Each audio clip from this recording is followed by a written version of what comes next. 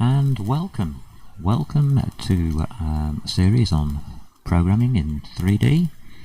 My name's Blades, and we're going to basically detail out today what we're going to do. It's going to involve deciding exactly how we're going to go about making a 3D program. Should be simple enough. So I've got a spreadsheet here, obviously. Background. Let's have a background of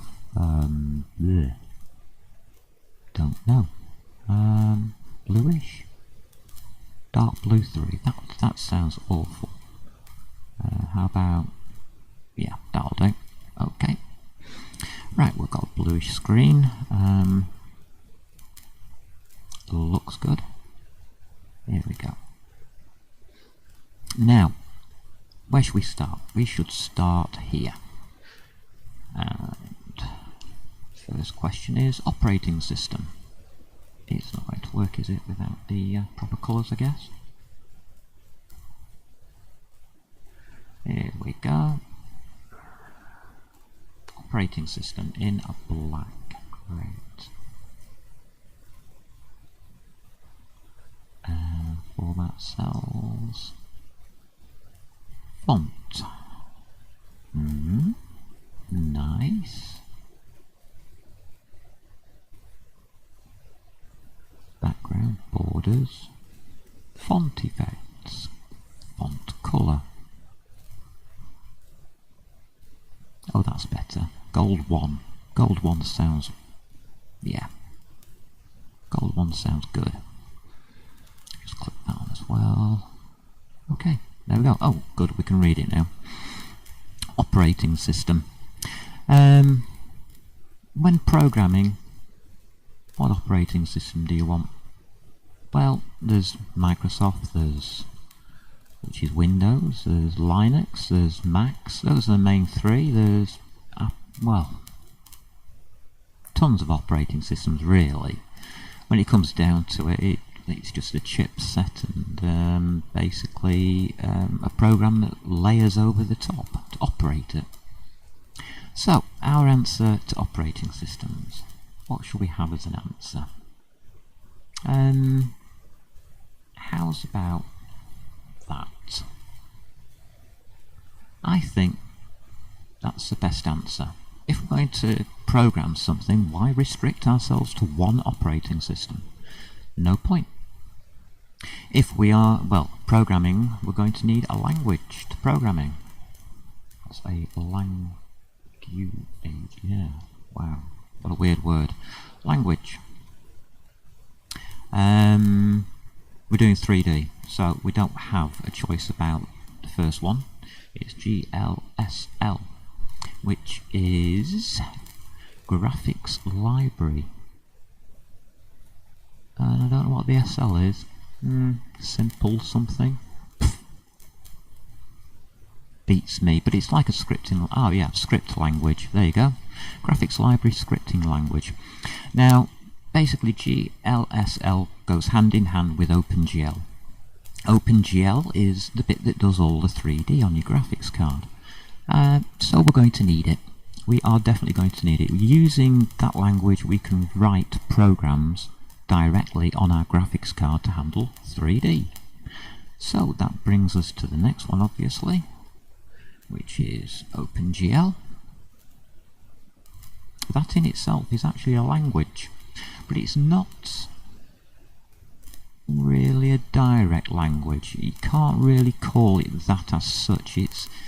It's more a system of pointers to functions. I think that's a better way of putting it. What Opengl does basically is interpret what the manufacturer has put in programs on your graphics card. They're already installed, they're working. You can set various things, and basically it's a state machine. You switch bits of it on, and those bits work. Simple. So Opengl, very simple. You switch things on, and they work. There you go. We are going to have an application language, though. we need a language that we can actually write an application in. So you can pick anything really. Let's see, we've got C++, we've got C, lots of other languages, even BASIC can do it, I suppose. You can use absolutely anything you want, anything. For me, with Opengl, because it is pointers to functions, I want to use a function language, an easy function language. To me, that's C++. I mean, it's obvious, really. You want functions, you want an easy language, C++. There you go. So, we've got a language to program in. Now, if I'm going to program this in C++ and you have any questions, obviously, about other languages for programming this kind of thing, and if you're looking through what I'm doing and you come across something which really doesn't convert to whatever you're doing, let me know. I'll have a look. I don't mind. So, our program needs to have now 3 different languages. And we are going to have to integrate these languages together. We're going to have to mesh them all together somehow. So we are going to generate something called dependencies. And these dependencies are basically what our program will depend upon. Now, if this was Windows, it would be DLL files or something strange like that. Get quite a few different things. But we're actually going to be writing our own dependency to start off with, because we're actually going to have to make a 3D engine of some kind, as we're about to see here. Now, dependencies. Let's have a look. We've got glue. That's a good dependency. That's the graphics library extension Wranglers. I don't know what a Wrangler is, but it sounds like a pair of jeans to me. We're also going to have GLFW, which is graphics library for Windows, because Opengl does graphics. It doesn't handle Windows. The extension Wranglers just extends our Opengl to make it sure that we can use modern day Opengl functions. Basically, the GLFW means that we can now open a window and put keyboard input in, things like that, and that will talk to Opengl quite nicely. We'll also need one little aside type of dependency, and that comes in the form, I'm going to use something called stb image. It's free. All of these are free. Nothing here is paid for. So an image, and that's going to be a header file. This header file can be found on GitHub. If you go to GitHub and you search for stb, don't know what it means, stb image.h, you should find it. I'm just wondering if that's the right name or not. Interesting. I'll just have a quick search through my computer here. Here we go. Let's have a look in here under the source code. Usually comes with textures, doesn't it?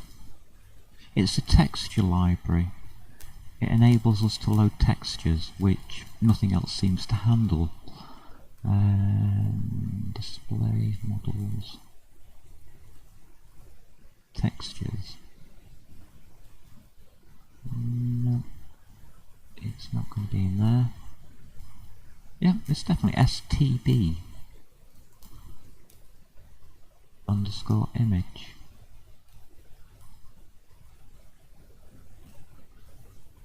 Let's have a quick look at it. Here we go, it's public domain.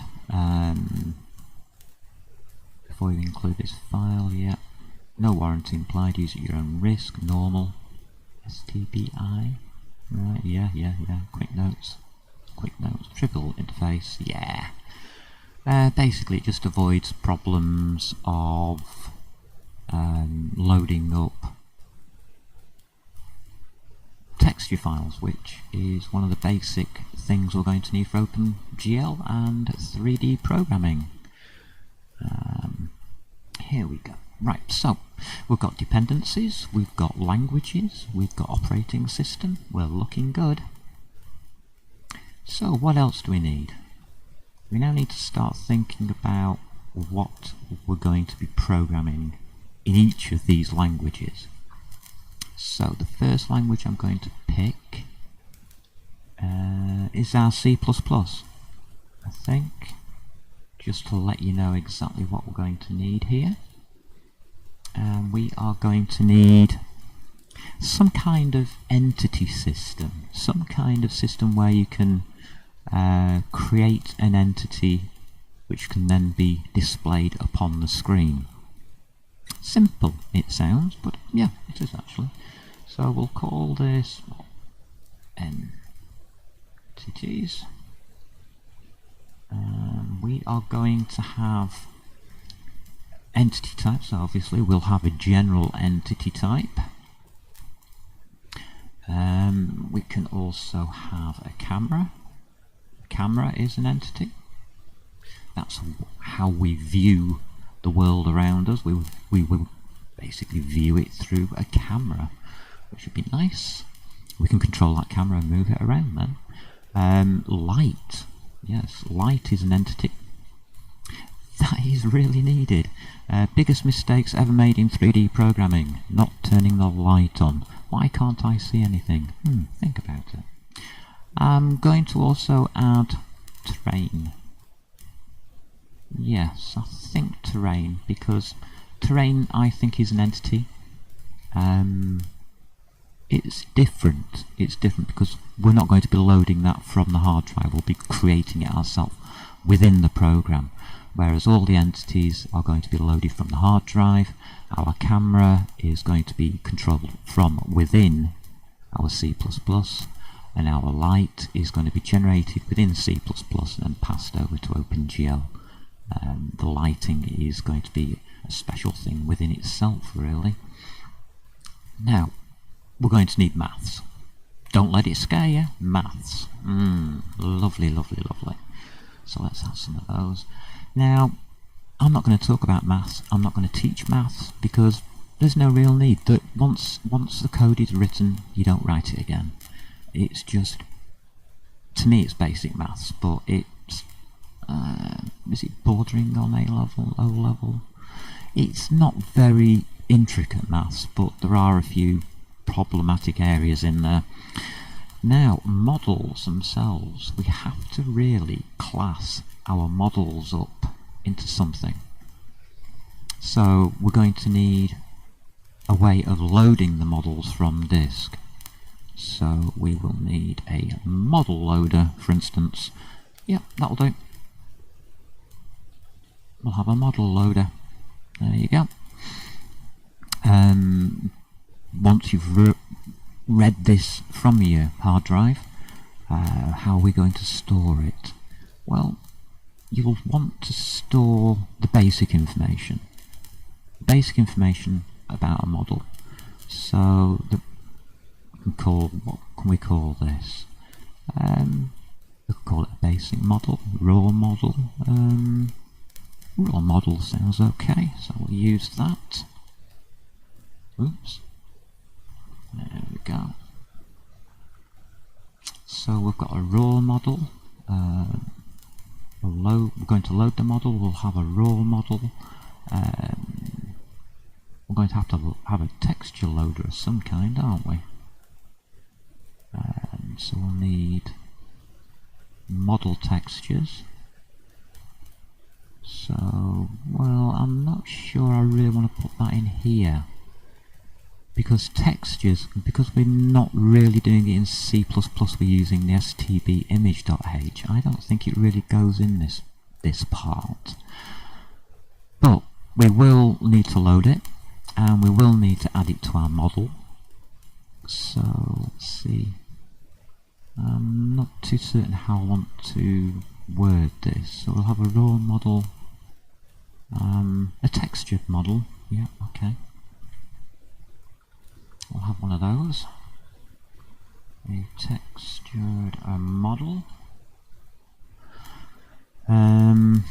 Anything else? Yeah, I'm still worried about this texture.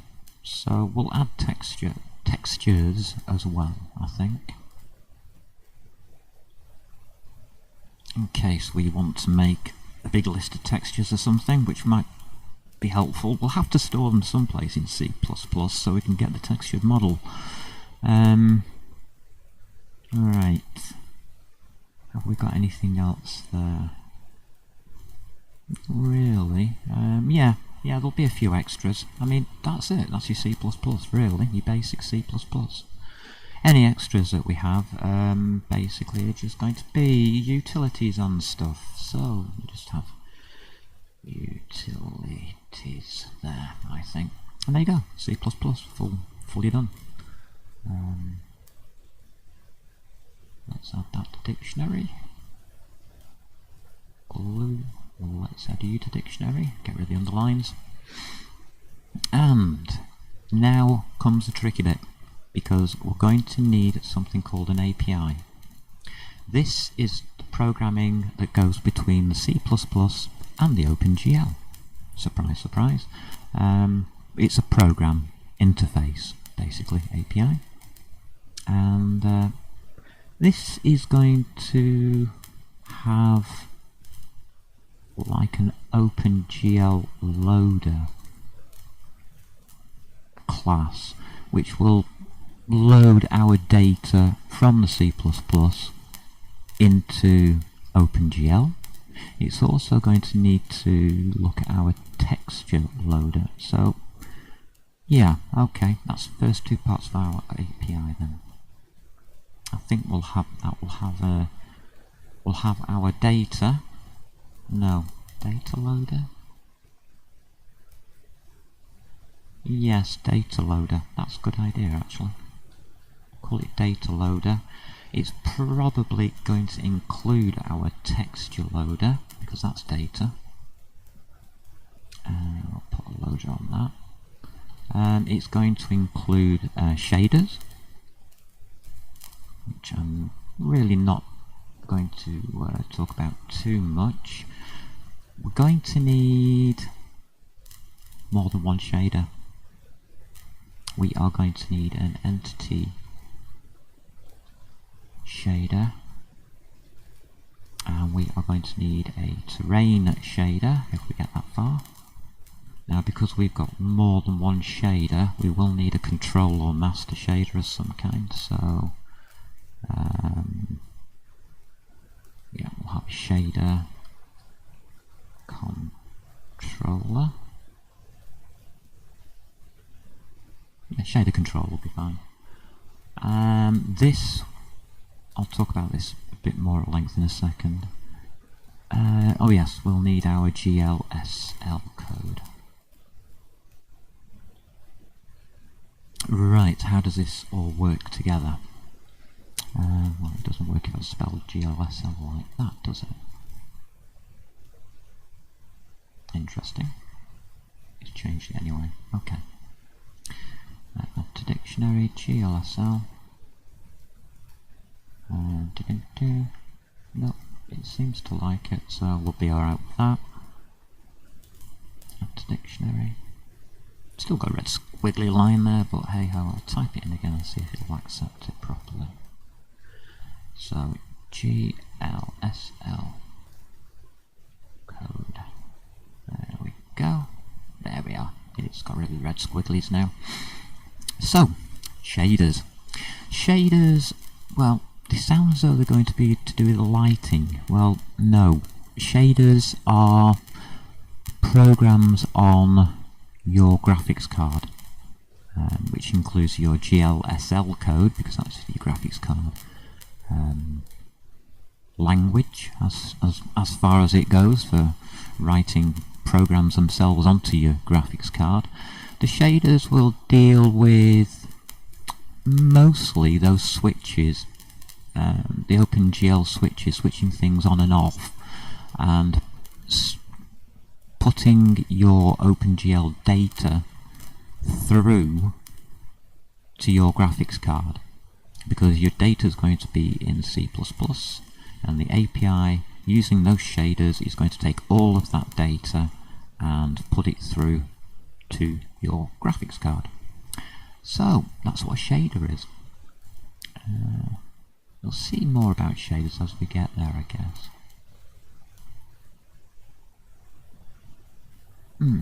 Okay, I've just run out of room again, haven't I? So let's pop that down there. Format cells, and we'll have a background of bluish, wasn't it? Yeah, U. And font automatic. Gold one, yeah. Okay. Lovely. So let's have a look here.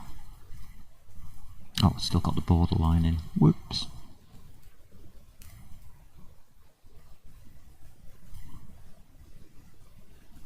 Here we go. Format cells. Borders. There we go. Okay. Thank you. Well, we're left with our last part. OpenGL. What do we need to program for OpenGL to work? Well, the first one's obvious. We're going to need a window or display screen, whatever you want. You can have something, anything which is an OpenGL surface that we can then, well, draw to, basically. Yeah, something we can draw to. And that takes us on to the next bit, which is draws. We can draw entities. And of course we've sectioned it off, so we're going to need to draw our terrain separately. As it's not structured in the same way as an entity. And we're also going to need a main shader program. Again, I'm going to call it a shader control or controller. Do you want it in the API? No. I think it's OpenGL really, that shader program, so let's just get rid of that. There we go. So, just move the shader controller over basically to OpenGL, because that's what it is really. That shader is really only concerned with OpenGL. All of these functions will be written in C++.